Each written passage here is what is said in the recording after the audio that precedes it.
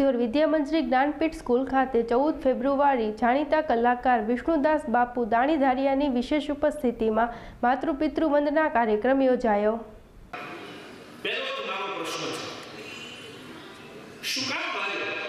भगवान राम जी कहे तन मारे इतना मारे के ते तारा नाना भाई सुग्रीव की पत्नी एना पुत्रों ने घर में रखे हैं साथे ते दुर्व्यवहार करे એટલે ને તને મારે તું પાપી છો નાના ભાઈની પત્ની એ દીકરી સમાન છે એની સાથે તે કુદૃષ્ટિ કરી એટલે તું પાપી છો ત્યારે વાલી ખરા રસ્તા સાથે પ્રભુ તમે હવે મને એનો જવાબ આપો વિચારી જવાબ कोई जगह वो वांचन है कि पापी मानस જ્યારે છેલ્લો શ્વાસ લેતો હોય ત્યારે જગતનો નાથ એની સામે ઉભો હોય। ભગવાન રામજી નીચું જોઈ ગયા કહ્યું કે નહીં એવું તો કઈ નથી નથી તો તમારા માટે તમે મને હવે નિર્ણય કરો કે હું પાપી હોઉં તો તમે મને મારો છો અને તમારા દર્શન કરું છું તો હું પાપી છું। ભગવાન રામજી કહે નહીં તો હું તને હવે જીવતો કરું ત્યારે માલિક કહે હું ઘણો મૃત છું जन्म जन्म हुई जन्म कराई अंतरान कही आई जन्मो जन्म सुनी विष्णुओ जन्म करे तुम्हारा नामनो ये पाठ करे ये यज्ञो करे छताई તમે અંતરાન કરી અંત સમયે દર્શન નથી દેતા ત્યારે મેં તમારું કોઈ દિવસ કોઈ કાર્ય નથી કર્યું તમારે જીવતું નથી હોવું મારે મોક્ષ પણ નથી જોતો પરંતુ એક કામ કરજો કે મને કોઈ પણ યોનિમાં જન્મ આપો જે જો જન્મો કર્મ વસતા નામ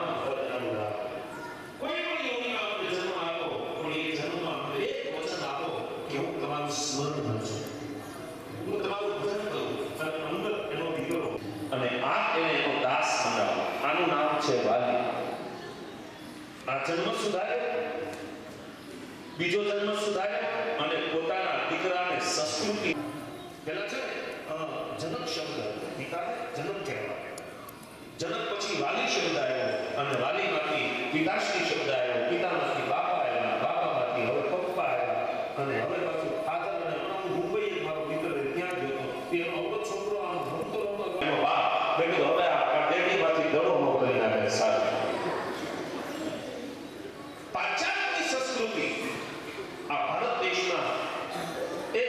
योजनापूर्वक घुसाड़वामां आवी रही है। सौप्रथम आदि जगतगुरु शंकराचार्य अपने 5 इष्टदेवनी रोज पूजा करवा माटे કહ્યું અને એમાં દીપક દીવો એ આપણો જીવતો અને જાગતો સાક્ષીનો કર્મનો દેવ છે।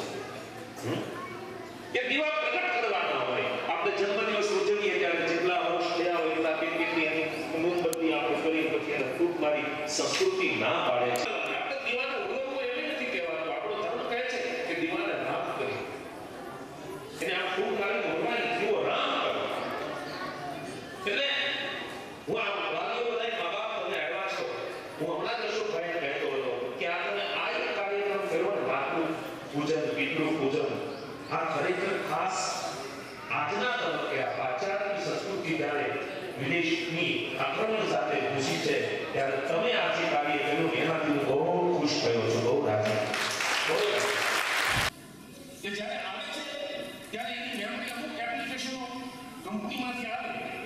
એ તો હોય પરંતુ એની મેમરી અત્યારથી તમે તમારા બાળકોમાં જે કંઈ ભણશો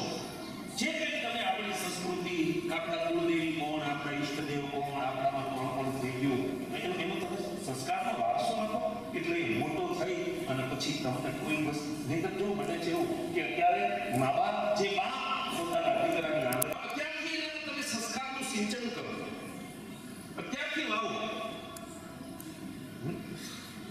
માં છે એ પોતાના દીકરાને આમ કાંખમાં કહે આપણે કાંખમાં કહીએ શું કામ કે મારો દીકરો હું જોઉં ને એટલું જોઈ શકે એટલે એને કાંખમાં કહે પણ બાપ છે ને કાંખમાં ન કહે તો એ ખભે બેસાડે કારણ કે એના છોકરાને એમ કહે બેટા મને નથી દેખાતું એનાથી વધારે તમને દેખાતું હું નથી જોઈ શકતો એનાથી વિશેષ તને વધારે દેખાડું છું આ બાપનું પવિત્ર ફરજ છે। અઠવાડિયાના વાર છે 7 શનિ રવિ સોમ મંગળ બુધ ગુરુ શુક્ર આ 7 વાર છે પણ એમાં એક વાર જો આપણા કુટુંબમાં ન હોય જેનું નામ છે પરિવાર પરિવારમાં એકતા ન હોય તો આ આખે વાર બધા નકામા તમે જેવું તમારા ઘરમાં મા બાપ તરીકે વર્તન કરતા હશો છોકરાઓ જોડે એવું જ વર્તન એ કરશે એવું બિલકુલ આપણે કારણ કહો બાળકોની હાજરીમાં ક્યારે તમારે ગેરવર્તન ન કરવું તમે જે આવી અને હું તો ગઈકાલે મારું જે નિત્યકર્મ હોય એમાં પુસ્તકો વાંચું મને વાંચવાનો બહુ શોખ એટલે રોજ 1-2 કલાક એને આપું એટલે હું વાંચતો હતો એમાં મને એવું જાણવાનું એવું મેં જોયું કે હરેક વડીલોએ હરેક બાપે પોતાની સર્વિસ નોકરી કે જે કંઈ કામ કરવા કરતો હોય એ પૂરું કરી અને પછી રોજ પોતાના બાળકને 15 થી 20 મિનિટ ઓછામાં ઓછું મિનિમમ મેક્સિમમ તો કલાક આપવું જોઈએ પણ મિનિમમ એ 15-20 મિનિટ પોતાના બાળકની પાસે ખાલી બેસે ને તો એ બાળકના ઘણો વિકાસ થશે બહુ એવું થાય ને ઘણું આપી દે પણ અત્યારે મા બાપને એક સાધુ તરીકે બે હાથ જોડીને વિનંતી કરું કે તમારું બાળક ખરેખર મોબાઈલ એ જરૂરી છે આ યુગમાં મોબાઈલ ખૂબ જરૂરી છે પણ એનો જો સદુપયોગ થાય તો આ મા બાપ જેટલા વાલીઓ આવ્યા છે એને બે હાથ જોડી પ્રાર્થના કરું તમારા બાળકના હાથમાં મોબાઈલ ના આ મોબાઈલ છે એ બહુ મોટા થશો ને એ છોકરો બહુ નુકસાનકારક છે એટલે આ પ્રસંગે એક નાની મારા પ્રશ્નાત્મક યાદ આવી છે પછી વાતને પૂરી કરું મારા એક જગ્યાએ જવાનું છે કે અશોક વાટિકામાં મા જાનકીજી એ બેઠા છે હનુમાનજી ત્યાં પહોંચી ગયા તરુ પલ્લવમાં રઘુ ભૂકાઈ હું શું કરું મારી સાથે પ્રગટ થાવ એવા સમયે એક અવસર રાવણ હતા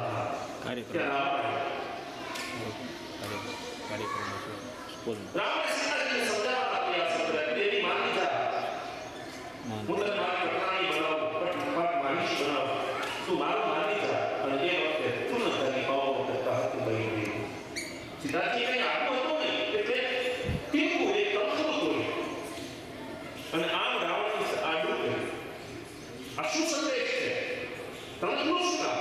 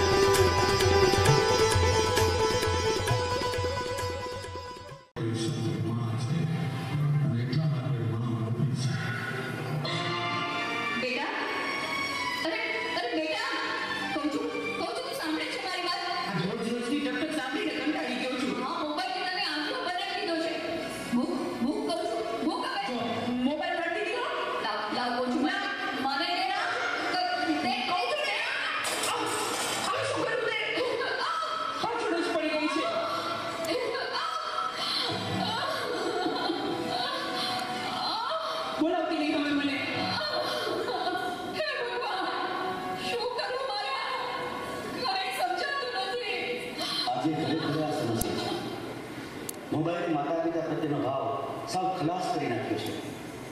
અરે શેઠ સાહેબ, તમે મારા ઘરે? તો મને ઓળખે છે?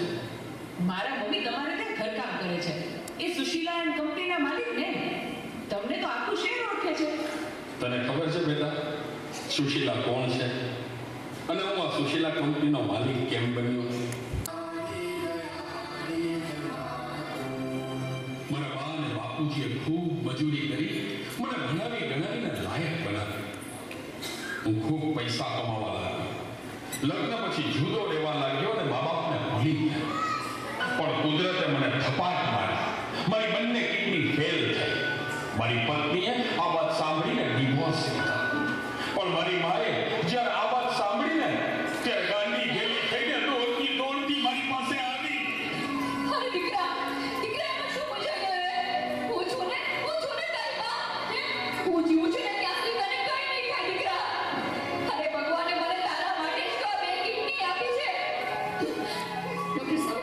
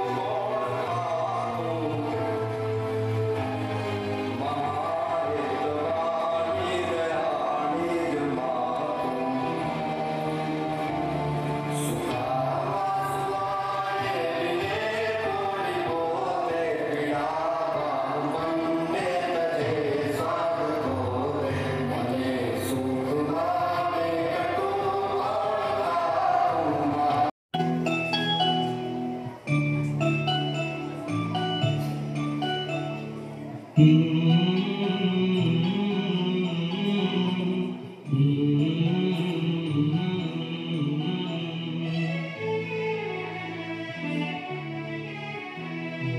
इस दुनिया में लाया, मुझे बोलना चलना सिखाया। ओ मात पिता तुम्हें वंदन, मैंने किस्मत से तुम्हें पाया। मुझे इस दुनिया में लाया, मुझे बोलना चलना सिखाया। ओ मात पिता तुम्हें वंदन, मैंने किस्मत से तुम्हें पाया।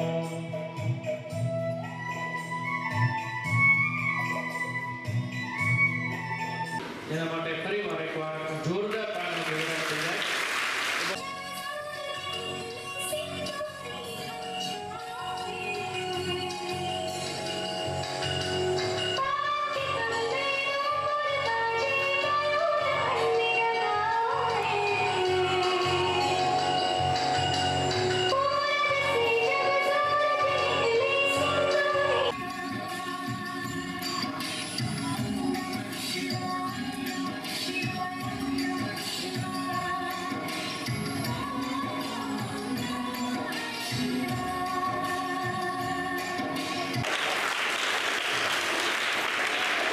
અને જોઈ એમ આનંદ થાય એમ બધું બાળક.